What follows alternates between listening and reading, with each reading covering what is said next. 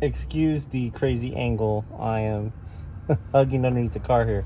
I didn't see any videos online about this, so I wanted to make this video.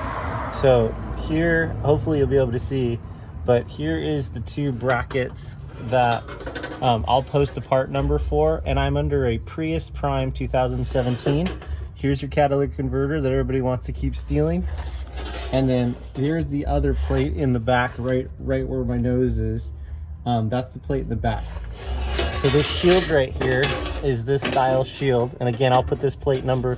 There's other manufacturers other than the one that I'm putting right here, but you want to have the plate cover the screws, and then you're just going to use self-tapping screws for the two corners, and then a rivet for the two center pieces. So you're going to have self-tapping, rivet, and then self-tapping, and the same thing on the back. There's screws here on the back.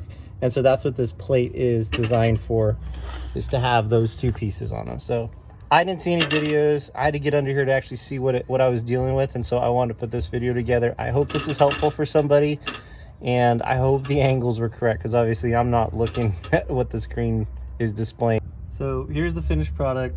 I decided to actually oscillate the rivet and the self-tapping screw,